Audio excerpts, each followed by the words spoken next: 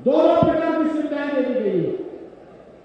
और इसीलिए हम लोग आए हैं, जिन लोगों ने आपकी आस्था के साथ खिलवाड़ किया, अयोध्या में राम मंदिर के मार्ग में जो बाधक थे, जो लोग आपके विकास में बाधक थे, जो लोग गरीब को भूखों मरने के लिए मजबूर कर देते थे, जो लोग अन्नदाता किसान को आत्महत्या करने के लिए मजबूर कर देते थे, बहनों और भाइयों, जो मोदी जी कहते हैं कि यही समय है, सही समय है, यही समय है, इन लोगों की जमानत जब्त करवा दीजिए जो लोग देश के भविष्य के साथ खिलवाड़ कर रहे थे।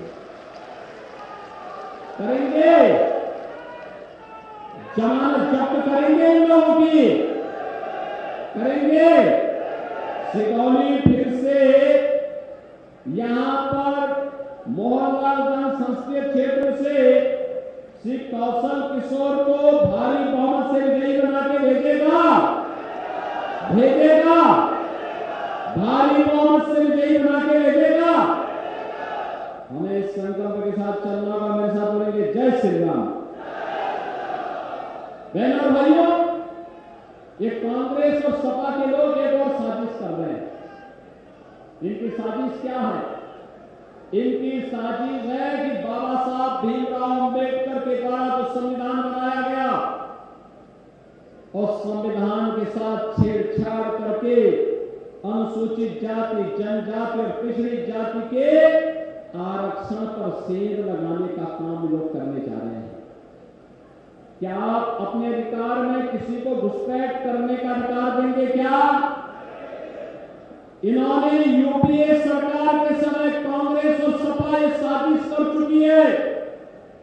इन लोगों ने उस समय जस्टिस रंगनाथ मिश्रा के नेतृत्व में कमेटी गठित की थी, जस्टिस राजेंद्र सच्चर के नेतृत्व में कमेटी गठित की थी और इनका प्रयास था कि ओबीसी को मिलने वाले 27% आरक्षण में इन लोगों ने उस समय 6% आरक्षण मुसलमानों को देने की वकालत की थी।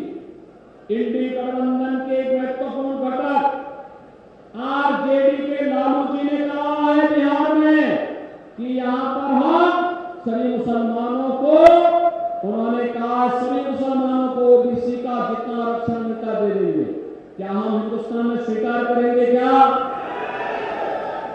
ऐसे ही कांग्रेस और समाजवादी पार्टी और लालू यादव ने किया था, उस समय करने की साजिश की थी।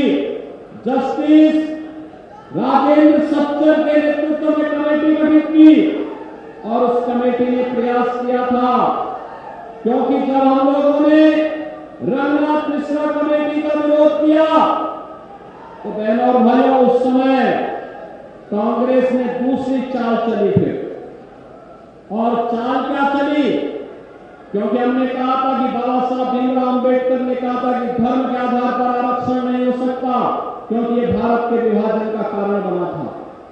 तो इन्होंने क्या चाल किया? इन्होंने कहा कि मुसलमानों की ही कुछ जातियों को अनुसूचित जाति में शामिल कर दो, यानी डायरेक्ट नहीं तो इनडायरेक्ट बैकडोर से ये लोग अनुसूचित जाति के आरक्षण पर सेंध लगाने का प्रयास कर रहे थे और यही साजिश ये लोग करने जा रहे हैं। दूसरा, ये लोग हिंदुस्तानियों की पैतृक संपत्ति पर विरासत टैक्स लगा करके एक जजिया कर लगाना चाहते। इनके अंदर औरंगजेब की आत्मा घुस चुकी है। क्या औरंगजेब को आप स्वीकार करेंगे? क्या औरंगजेब को हिंदुस्तान स्वीकार करेगा? क्या मुगलों का सबसे बर्बर शासक था औरंगजेब।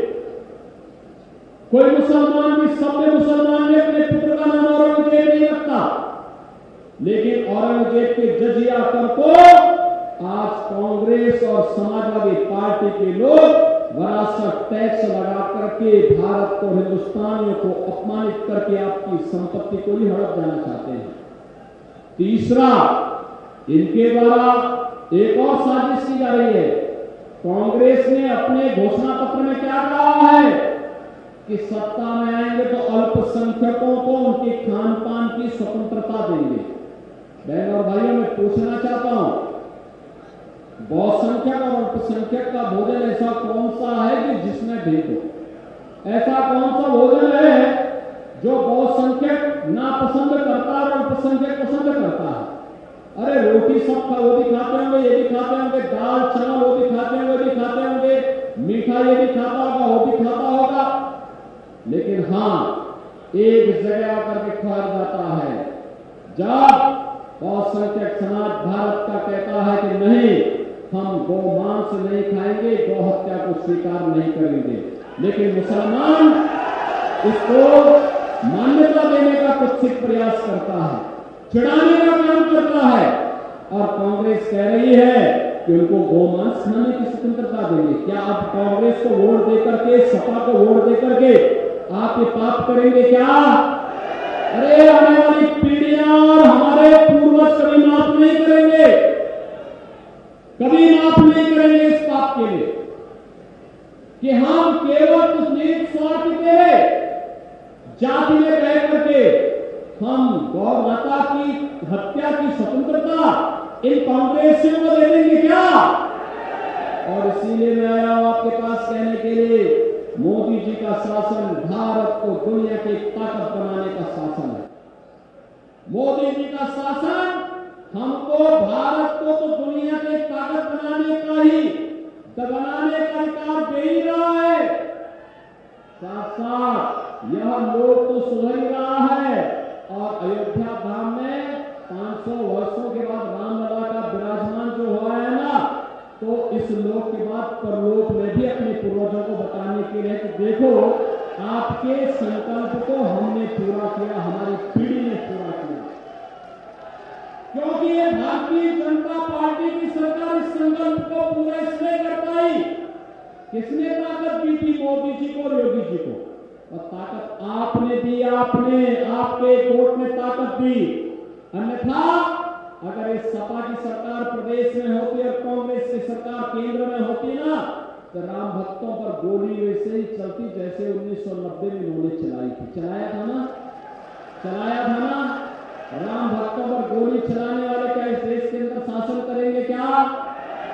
रामद्रोही इस देश के अंदर शासन करेंगे क्या? आतंकवाद के पैरोकार देश के अंदर शासन करेंगे क्या?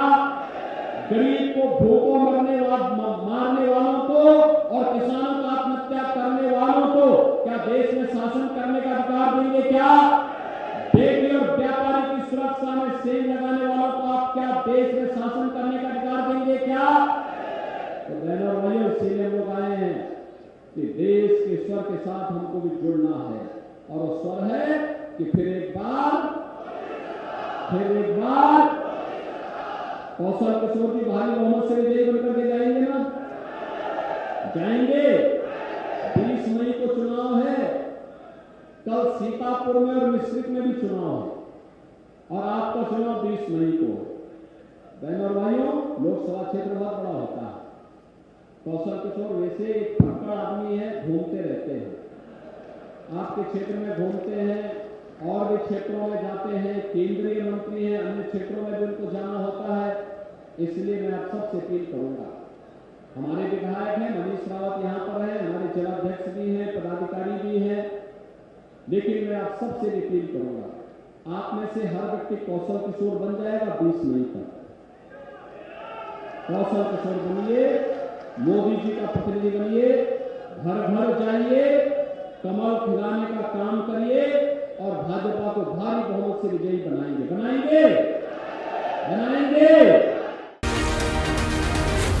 जी न्यूज़।